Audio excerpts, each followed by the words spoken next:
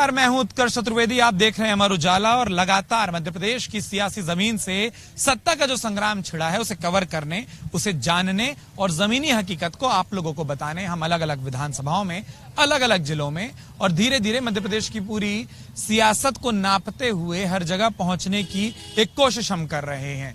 मैं फिलहाल मौजूद हूं जबलपुर शहर में, वो शहर जिसे न्यायधानी कहा जाता है, वो शहर जहां पर एक वक्त देश की रक्षा सुरक्षा से जुड़े तमाम उत्पाद बनते थे और वो शहर जहां पास में मां नर्मदा बहती हैं, तो साथ में वो शहर जिसे एक वक्त उम्मीद थी कि वो मध्य प्रदेश की सियासत का केंद्र बनेगा, यानी कि राजधानी बनेगा।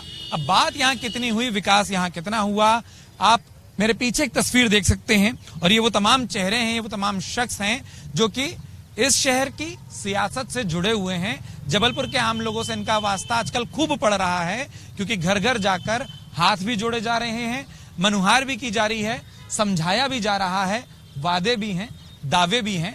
और अब बिना किसी देर की बातों की शुरुआत करते हैं। भारतीय जनता पार्टी से आपका संबंध है, नाम बताइएगा और साथ में बताइएगा कि जब जमीन पर निकल रहे हैं तो क्या बात हो रही है। योगेंद्र सिंह हूं मैं, भारतीय जनता पार्टी के युवा मोर्चा का अध्यक्ष हूं। तो हम लोग जब जमीन पे निकल रहे हैं, देखिए ये चुनाव के लिए भारतीय जनता पार्टी की सरकारें काम करती है ऐसा तो बिल्कुल भी नहीं, लेकिन जब आप निकलते हैं तो आपकी पॉलिसीज का रिफ्लेक्शन आपको हर गली मोहल्ले घर पे दिखाई देता है। जब घर की महिलाएं निकलकर कैंडिडेट्स को आशीर्वाद देती हैं कि आपकी सरकार कितना गजब का काम कर रही, लाडली बहना जैसी योजनाओं का रिफ्लेक्शन अभी ग्राउंड पर आपको देखने को मिलेगा। तो भारतीय जनता पार्टी को अपार आशीर्वाद मिल रहा है जनता का। भारतीय जनता पार्टी को अपार आशीर्वाद मिल रहा है, तुरंत आप कहेंगे नहीं मिल रहा है, लेकिन साथ में क्या कहेंगे, वादे क्या हैं, दावे क्या हैं? और इतनी अच्छी मुस्कुराहट के साथ अपना नाम भी बताइएगा। मेरा नाम अजय रावत है, मैं कांग्रेस का छोटा सा कार्यकर्ता हूं और हमारे आज के वर्तमान विधायक जो विनय सक्सेना जी हैं और आज पुनः प्रत्याशी बनाया गया कांग्रेस ने, सतत जनता के बीच में रहे हैं, 5 वर्षों तक काम किया है। 18 वर्ष 18.5 वर्ष भारतीय जनता पार्टी के जनप्रतिनिधि रहे, उन पर 5 साल भारी है विकास के नाम पर। हर जनता के हर दिल में उनका एक स्थान है और उन्होंने काम किया है, सतत संपर्क में रहे हैं लोगों के। इसलिए हम पुनः जब जा रहे हैं तो हमें पुनः आशीर्वाद कि बड़ा मुद्दा क्या है जिस पर आपको लग रहा है कि नहीं भारतीय जनता पार्टी के पक्ष में है जनता, वो मुद्दा क्या है? भारतीय जनता पार्टी का सबसे बड़ा विषय ये है कि जो लाडली बहना योजना के तहत जो महिलाओं, जो एक निम्न स्तर में जो व्यक्ति की जो समस्याएं हैं, परिवार चलाने की स्थिति हो, बच्चों को पढ़ाने का हो, घर का किराना हो, इस स्थिति को भारतीय जनता पार्टी ने समझा और लाडली बहना में जो मतलब जो राशि दी जा रही है, सामाजिक और शैक्षणिक स्थिति में भी बहुत प्रभाव इसका देखने को मिल रहा है। इतनी अच्छा तर्क रखा, नाम नहीं बताया। मेरा नाम है मुकुल कुमार वाजपेयी।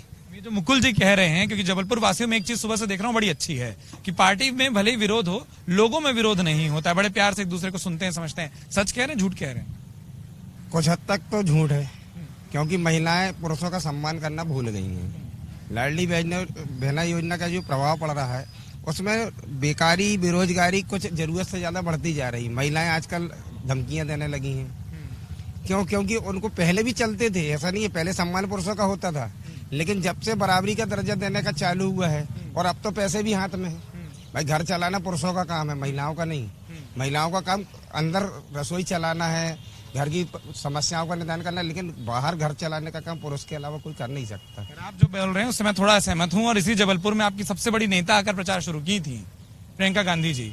मतलब फिर आप ये कहेंगे कि वो घर के अंदर रहें, बात। हाँ, आप कुछ बोलना चाहते हैं? वैसा मैं ये कहना चाहूंगी, जैसा अभी भाई साहब ने कहा महिलाओं के ऊपर, मैं लाडली बहना पर कमेंट नहीं करना चाहता हूँ। ये कहना चाहता हूँ कि एक पुराना श्लोक है कि यत्र नार्यस्त पूज्यन्ते रमन्ते तत्र देवता। जहाँ पर नारियों का सम्मान होता है वहाँ देवता स्वयं वास करते हैं। और आज की जो है जनरेशन या आज की पीढ़ी में कहा जाए तो नारी हर जगह पुरुषों के साथ कंधे से कंधा मिलाकर चल रही। इस पे अगर ये कहा जाए कि लाडली लक्ष्मी योजना होने से पुरुषों के खिलाफ जा रही हैं या नारी घर नहीं चला सकती, तो ऐसे ढेर सारे परिवार हैं जहां आज भी नारियां घर चला रही हैं या पुरुष नहीं है, कोई भी कारण हो। तो ये तो कहना सर्वथा गलत है कि नारी घर नहीं चला सकती और नारी ये इस लाडली योजना बहना कारण पुरुषों पर भारी हो रही है, गलत। तो ये इससे मैं बिल्कुल भी सहमत। अगर आप ये वीडियो YouTube पर देख रहे हैं तो हमारे चैनल को सब्सक्राइब करें और बेल आइकन को दबाना ना भूलें। अगर आप Facebook पर ये वीडियो देख रहे हैं तो हमारे पेज को लाइक करें।